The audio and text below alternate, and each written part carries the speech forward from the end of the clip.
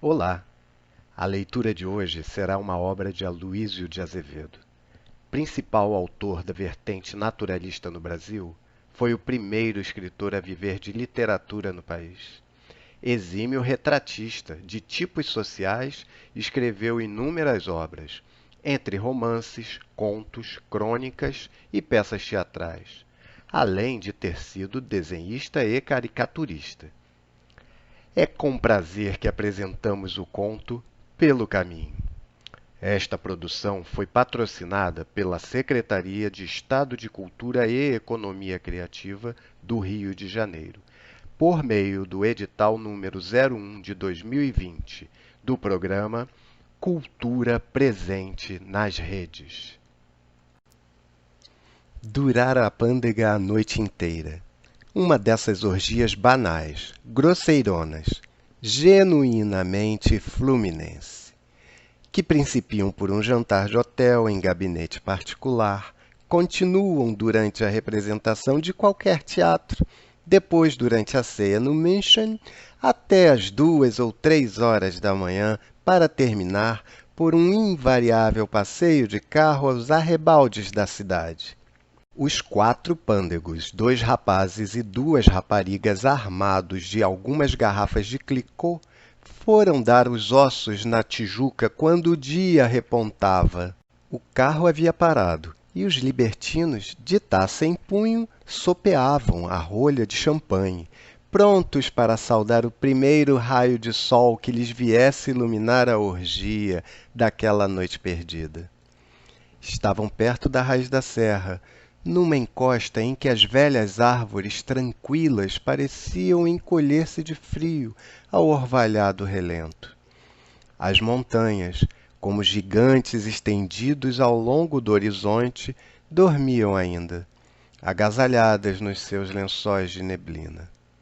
O repousado aspecto da natureza contrastava com a feição dissoluta daquela libertinagem ao ar livre. Do grupo dos folgazões evolava-se um capitoso vapor de loucura em pleno viço, de estroinice em flor, uma forte exalação de mocidade que ferve e crepita ao doido fogo dos primeiros vícios. Irradiou o sol e as taças ergueram-se transbordantes. Ao amor, ao prazer! Ihá! O bramido alegre ecoou na solidão dos vales e uma das loureiras abriu a cantar uma cançoneta bufa, acompanhada nos estribilhos pelos 3 companheiros. Entretanto, nessa mesma direção, outro grupo bem diverso lentamente se aproximava, subindo a estrada em tardio e cansado passo. Era naturalmente algum enfermo acompanhado pela família, que demandava a Serra da Tijuca em busca de salvação nos ares puros. Vinha na frente uma cadeirinha carregada à moda antiga por 2 negros. Ao lado dela, caminhando a pé, guardava-lhe a portinhola um homem de cabelos brancos e respeitável aparência, o ar solícito e pesaroso. E logo atrás, arrastava-se uma velha e triste carruagem de aluguel, com cúpula fechada. O novo grupo parou defronte do primeiro. Calaram-se os estróinas, e um destes, reconhecendo o homem que guardava o palanquim, ergueu-se lívido e trêmulo de comoção. É que, por aquele velho, podia calcular com segurança quem era a infeliz criatura que ia ali enferma ou, talvez, moribunda. E através das névoas da sua embriaguez começou-lhe por dentro a ofegar a consciência, na medrosa previsão de remorsos e vergonha. Os negros depuseram no chão o palanquim, desviaram do varal os ombros fatigados e afastaram-se para descansar um instante. Moveu-se então a cortina da portinhola. Débil mãozinha arredou-a de dentro com dificuldade, e uma feminil cabeça loura surgiu-lhe à luz dourada da manhã. No rosto, mais pálido que o de uma santa de cera, fulguravam-lhe os olhos com estranho brilho. E esses olhos deram com os olhos que a fitavam do outro grupo, e cintilaram mais forte. num relâmpago seguido de um grito, que a cortina do palanquim abafou logo. O moço, que a custo se conservara de pé no carro, deixou-se cair sobre as almofadas, cobrindo o rosto com as mãos, enquanto os outros libertinos, esgotando a última taça, gritavam ao cocheiro que tocasse para a cidade. O carro disparou. Ao amor! Ao prazer! Urra! Tinham sido namorados. Ele era rico e belo, a moça pobre e de feições modestas. O namoro fora em casa da família dela, antes do bandoleiro se ter atirado à vida dos prazeres. Um dia, depois de todos os juramentos trocados, na linguagem dos olhos e na linguagem dos sorrisos, ele aproximou a sua cadeira da máquina de costura em que a moça trabalhava e segredou. Se eu tivesse plena certeza de que me amas... Ela estremeceu e corou, abaixando os olhos. Ele prosseguiu no mesmo tom. E quanto sofro a pensar nisso? São vagos desejos incompletos, um querer sem vontade, um desejar sem ânimo. E, no entanto, minha flor, sinto que me falta na vida alguma coisa, que talvez não seja só a tua ternura. Se me perguntarem o que é, não saberei responder. Mas sinto que preciso dedicar-me a qualquer ideal, sacrificar-me por qualquer amor. Ela deixara de coser e não levantava o rosto. Ele aproximou mais a sua cadeira e segredou ainda, tomando-lhe as mãos. Tu me amas? Fala! A moça estremeceu mais forte e levantou para o seu amado os olhos transparentes, no fundo dos quais brilhava agora o reflexo de uma esperança feliz.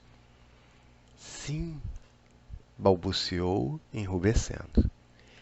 E por um instante, sua alma doce de donzela sentiu aproximar-se a música de uma confissão de amor.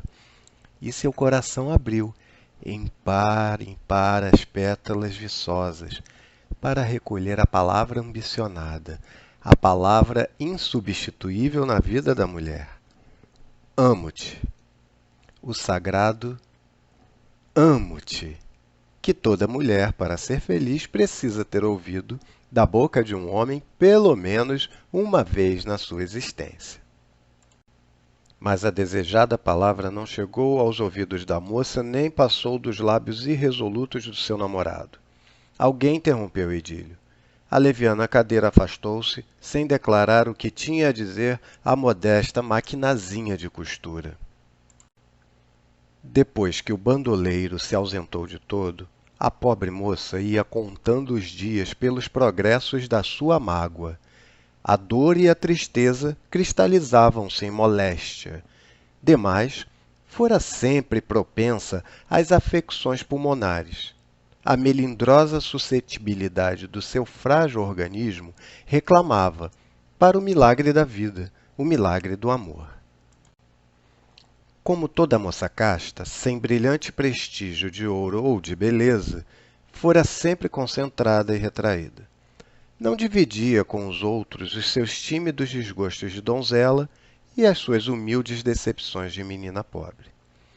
Um como íntimo recato de orgulhosa franqueza, um como consciente pudor de sua imaculada inferioridade, um como decoro da sua virtude inútil, faziam-na reprimir os soluços diante da família e das amigas, recalcando em segredo as lágrimas vencidas que lhe subiam do coração e para o coração voltavam, sem ninguém que as compreendesse ou as enxugasse. Nunca lhe ouviram a sombra de uma queixa. Todavia, na sua angelical credulidade, chegara a crer houvesse no circo ginástico da vida alguma coisa entre os homens que não fosse egoísmo só e vaidade. Chegou, pobre inocente, a supor que o fato de ser meiga, dócil, virtuosa e pura lhe valeria o amor do moço pelo seu coração eleito. E uma vez desiludida, a sua feminilidade, em vez de expandir em flor o aroma dos 20 anos, fechou-se em botão, para nunca mais recender, vencida, como foram vencidas as suas lágrimas. E também nunca mais lhe voltaram às faces as rosas que a natureza aí lhe tinha posto para atrair as asas dos beijos amorosos. Nem aos olhos tampouco lhe voltaram as alegrias com que dantes esperavam sorrindo o amo-te sagrado. Enfermou de todo. Afinal, sua existência era já um caminhar seguro para a morte.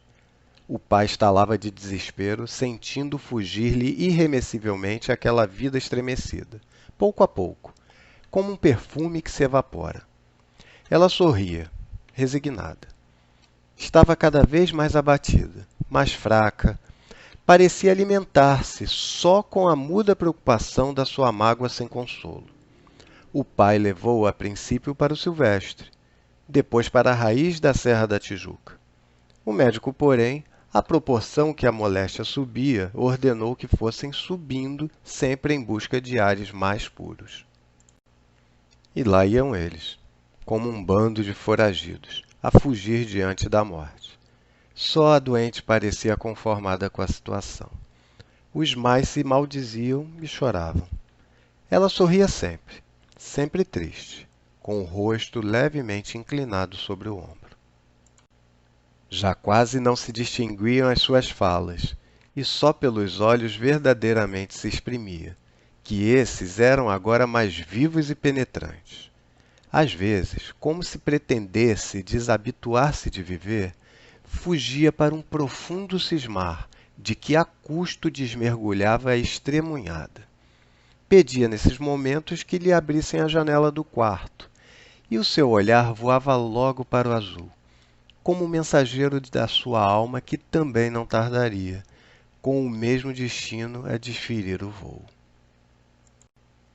E assim foi que a maquinazinha de costura para sempre se conservou fechada e esquecida a um canto da modesta sala de jantar. Nunca mais a leviana cadeira se aproximou dela para declarar o que lhe tinha a dizer. Ao amor! Ao prazer! Urra! Blasfemou o eco. E o carro dos libertinos sumiu-se na primeira dobra da estrada. O campo recaiu na sua concentração murmurosa. A cadeirinha continuava no ponto em que a depuseram. O sol, ainda brando, derramava-se como uma bênção de amor, e nuvens de tênue fumo brancacento desfiavam-se no espaço, subindo dos vales como de um incensório religioso. O céu tinha uma consoladora transparência em que se lhe via a alma. Pássaros cantavam em torno da tranquila moribunda. Ouvia-se o marulhar choroso das cascatas, a súplica dos ventos, a prece matinal dos ninhos. Toda a natureza parecia em oração. A moça pediu que lhe abrissem a porta do palanquim e, reclinada sobre o colo do pai, fitou o espaço com seu olhar de turquesa úmida. O azul do céu compreendeu o azul daqueles olhos celestiais. Houve entre eles um idílio mudo e supremo. Ninguém em torno dava uma palavra. Só se ouviam os murmúrios da mata, acordando ao sol e os esgarçados ecos da música dos meninos desvalidos que, para além da serra, tocava a alvorada. A moça continuou a olhar para o azul, como se deixasse arrebatar lentamente pelos olhos. Encarou longo tempo o espaço, sem pestanejar. Depois, duas lágrimas apontaram-lhe nas pálpebras imóveis e foram descendo silenciosas pela palidez das faces. Um sorriso que já não era da terra pairou um instante à superfície dos seus lábios puros. Estava morta.